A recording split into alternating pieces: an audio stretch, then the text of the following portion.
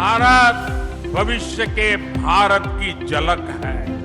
ये नमो भारत ट्रेन नए भारत के नए सफर और नए संकल्पों को परिभाषित कर रही है। दिल्ली गाजियाबाद मेरठ कॉरिडोर विजयदशमी से पहले 20 अक्टूबर को प्रधानमंत्री नरेंद्र मोदी ने रैपिड एक्स नाम से प्रचलित नमो भारत देश को तोहफे के रूप में दी।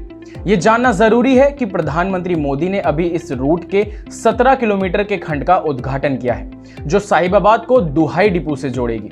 इस उद्घाटन को भारत में क्षेत्रीय रैपिड ट्रांजिट सिस्टम के शुभारंभ का प्रतीक भी माना जा रहा है। आपको बता दें कि नमो भारत इस ट्रेन को इस तरह से डिजाइन किया गया है कि मोदी सरकार के vision of creating world class transport infrastructure और मिशन रफ्तार को दिशा मिल सकती है और ये प्रोजेक्ट एक मिसाल के तौर पर देश के सामने प्रस्तुत हो सकता है। हालांकि रेल के ट्रैक रिकॉर्ड को देखते हुए नमो भारत की 180 किलोमीटर प्रति घंटे की स्पीड तक पहुंचने की क्षमता हमें यह सोचने पर मजबूर करती है कि क्या सच में मिशन रफ्तार के तहत रैपिड एक्स को इतनी तेजी मिल पाएगी या नहीं, और अगर मिल भी गई तो क्या आज की सिचुएशन को देखते हुए भारत का रेलवे सिस्टम इस रफ्तार को कभी पकड़ पाएगा या नहीं।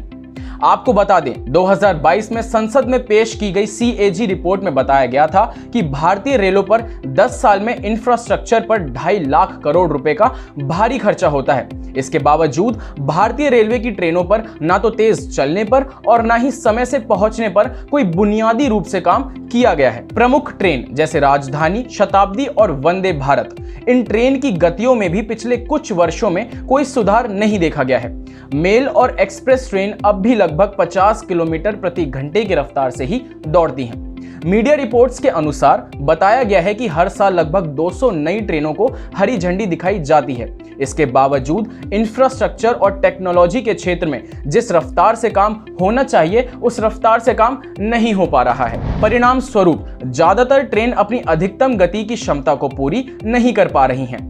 सेफ्टी के विजन से भी अगर हम देखें तो हम हाल ही में घटी घटनाओं को नजरअंदाज नहीं कर सकते और सरकार को भी इस पर ठोस कदम उठाना चाहिए। यूनियन मिनिस्टर हरदीप सिंह पुरी ने बताया कि 2025 तक नमो भारत प्रोजेक्ट कंप्लीट हो जाएगा और इसके सक्सेसफुली कंप्लीशन के बाद भारत वर्ल्ड का second largest urban transport metro system बन जाएगा। अगर हम देश विदेश के ट्रांसपोर्ट सिस्टम पर नजर डालें तो ये निकल आता है कि 20 से अधिक देशों में अब भी 200 किलोमीटर प्रति घंटे की रफ्तार से चलने वाली यात्री ट्रेनें हैं, जिनमें से कई मौजूदा ट्रैक पर हैं और कईयों को अभी अपग्रेड किया गया है। CAG ने अपनी रिपोर्ट में यह भी हाईलाइट किया है कि रेलवे को फंड के उपयोग में कमियों के लिए जवाबदेह ठहराना चाहिए और यह सोचना चाहिए कि इंफ्रास्ट्रक्चर और टेक्नोलॉजी के क्षेत्र में कहने के बावजूद क्यों काम नहीं हो पा रहा है और फंड यूटिलाइज क्यों नहीं हो पा रहा है।